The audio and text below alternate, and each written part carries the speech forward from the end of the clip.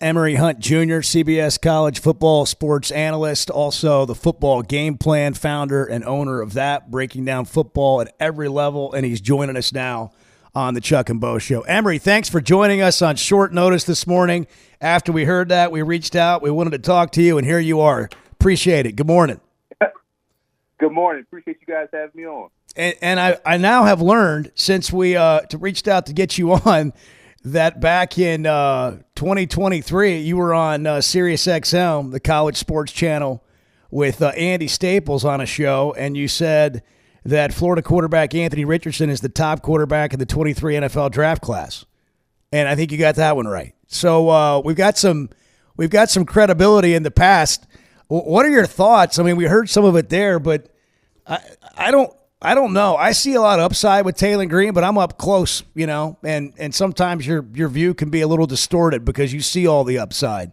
What are you seeing with him, and why aren't more people talking about this?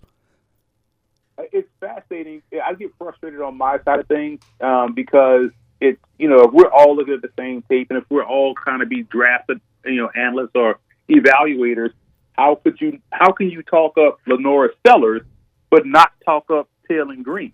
And when you think about Green, bigger, faster, a little bit more arm talent in terms of throwing with touch at times, and has the arm flexibility, and has worked with a pro, coaching in Petrino and what he has done to develop guys into the pro level. How could you not talk that up? And we've seen flashes. This is not necessarily a wild take like some may believe it to be. When you think about, okay, what's working at the NFL level? What's the traits that people look for, the tools that people look for? Has he shown the flash that you can say, okay, if there's a little bit more growth, we can see how he can develop into a valuable starter for us? You don't see that with a guy that's going to his senior year, but you see it with a guy that's 19, 20 years old. I just thought that was that was not doing justice of the process. And so I did this last year with, it's funny to see everybody was all on Cam Ward, but I was talking up Cam Ward since Incarnate Word and nobody cared and nobody paid attention. Then just between January to April, he was everybody's favorite quarterback. So I always wait. I may not be wrong. I'm just early. So if he improves like I expect him to do in Bobby Petrino's offense, then Taylen Green, people will start to slowly come around to seeing how good he is. Can you describe to someone who doesn't follow football, who hasn't played football like you did, and then really, makes a living breaking it down, and it seems like you just breathe it. That's how much time you spend on it. What year one might have been like for a guy like Taylen Green, coming from Boise State, Bobby Petrino's system. The offensive line wasn't great, What is that experience like year one? And then what gets better just naturally if you've got a good quarterback coach and maybe your offensive line improves? It's fascinating when you think about, okay, I look at it as if, let's say high school football, you played 3A ball. That's the highest level you played. Then you get to college and realize, oh, these dudes are as good as me, if not better. I got to increase my game. I hadn't seen this level of consistent talent across the board. That's no different than going from Boise State to Arkansas. So him getting acclimated to seeing down in, down out the speed and explosiveness of the SEC. And it takes some guys a little bit of time to adjust. But we saw him do great things right out of the gate, playing in a Power 5 conference, Power 4 conference, and working with a new offense, trying to figure out, okay, who's the check, who do I have to go to if in case this happens. Those are the things you're trying to work through. On top of him getting banged up last year, I think that's the other part that people forget about. So he was healthy in a new offense, working, in a new conference or subdivision, let's call it subdivision. So all of those factors are involved. But the good part is we saw flashes.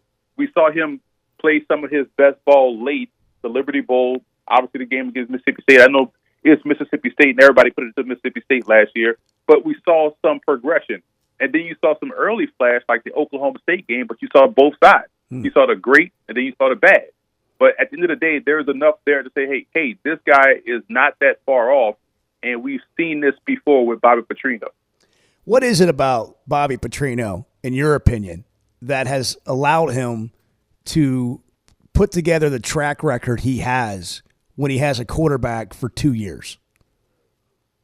Understanding strengths and areas of improvement and non-negotiables.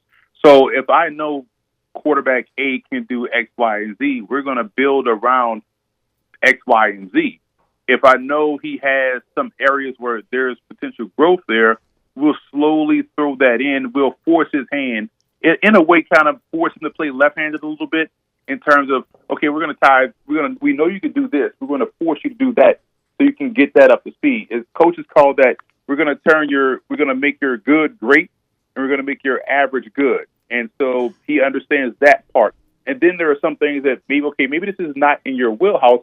We just won't ask you to do that, because that's not only hindering your success and your growth, but it's hindering the whole doggone offense.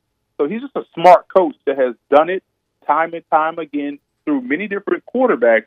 And I just feel like with Taylen Green's athleticism and what he has already shown, both at Boise in a limited opportunity, but then coming into Arkansas and flashing like he did, as long as he can stay healthy, the growth will be there. So I'm not even worried about him working with a whole new set of receivers. But like I said, the offensive line is better. The run game is going to be better. Mike Washington is a very underrated signing for you guys coming in from New Mexico State with explosiveness in that. Now you have a two-headed monster in the backfield with Russell. So I think just by nature, he's going to get better, going to improve, going to be a little bit more comfortable, better decision-making. He's going to become more efficient. And then he'll allow the athleticism to show itself more so than it did last year.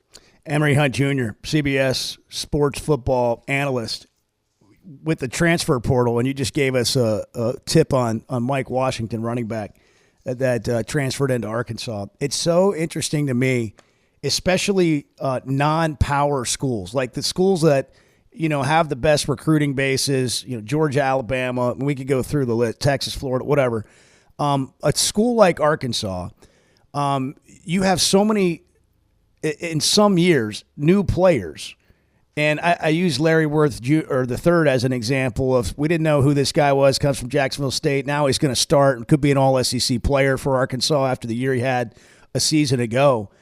How do you know what to expect in college football? Is it as unpredictable as ever because of the transfer portal and not knowing how guys are going to play when they get to a new school? It's so impossible. I always joke and say, I don't know how guys that put out magazines that we grew up, needing, loving, how do you even put out a magazine at this point where guys move around so much, right? So you have to really be a follower of all college football now. You can't just specialize in SEC or whatever, because if you haven't seen a Mike Washington and you haven't sat down and watched the New Mexico State game, you don't know, like, who the hell is do this, right? Mm-hmm. And so, and that's the difference. I feel like it does make the prognosticator's job a little bit tougher. It makes the guys that are there every day covering the team's job a little bit tougher. So you have to really kind of dip your toe in a little bit of everything, and even down to the FCS level, because you're seeing multiple guys transfer up.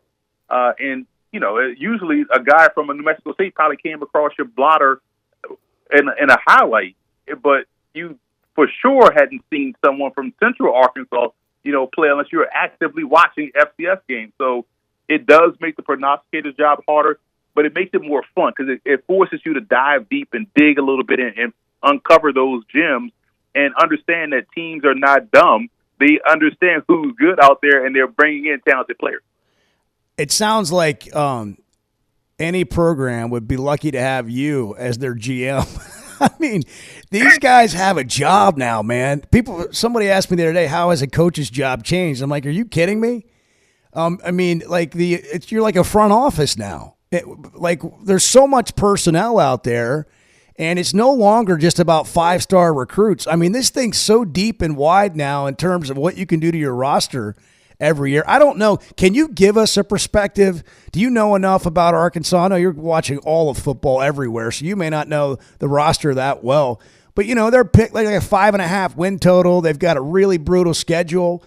But I think with Taylen and the things we've talked about and a better offensive line, a better running game, I don't know why people are so quick to be like, yeah, they might win 5 games. If they're lucky, they'll win 6. I'm not saying they're going to win 10. But when you go out and address needs in the portal, I'm willing to give you a chance until I see otherwise. Exactly. Now, 2 days ago, I was on CBS Sports HQ, and I said Arkansas is going to go over 5.5 wins for the O-line run game reason, for the Taylen Green reason, obviously. But I think people are criminally sleeping on the defensive line. They legit look like hogs up there. And so when you have the ability to control the line of scrimmage, that's how you win football games. That's why, and I know some people say, hey, you're biased all the time about your Raging Cajuns, but that's why the Cajuns tend to always be in the mix, because O-line, D-line, since Princeton and Rutgers got together in 1869 in some backyard down in Central Jersey, it's always been about point of attack play. And if you're not winning up front, you're not going to win football games. I don't care who you have at quarterback or who you have at the other skill positions out there on defense. O-line, D-line matters. I think that's where Arkansas will show that this year, begin to push people around and things of that nature. I'll tell you this, though. I remember going back and visit my Raging Cajuns, I want to say 2 years ago, and one of my old coaches is still there. So he would take me around, showing me all the new buildings and new facilities that we got. And he brought me in the coach's room. He's like, so I'm looking at, as soon as I walk in, I see on the wall, the depth chart. He's like, yeah, so this is depth chart. And so he was like, but behind you, I look behind me, there's a whole other board with like 1,000 names on it. He's like, so this is the board we do where we kind of monitor guys that we recruited that have gone elsewhere. I'm like, he said, Emory, we got a whole separate staff that just focuses on this board. I'm like, you got to be kidding me. So to your point, you need a whole new staff just to handle transfers, portals, and guys that you recruited, because at the end of the day, it's like boomerang. They're going to come back right around to you because they're probably hit the portal a year after you talk to them, and then you're going to have to go and re-recruit those guys again. Yeah, it's wild. Hey, great look at it. Great stuff. I hope we can do this again, and thanks for making time on short notice. Great insight. Appreciate your perspective, man. You. Thank you guys for having me on. I appreciate it. Brandon Marcello says hello. Oh, tell Brad I said that's my guy. I will. Thanks, man. Take care. Appreciate you. Emory Hunt Jr., CBS sports analyst.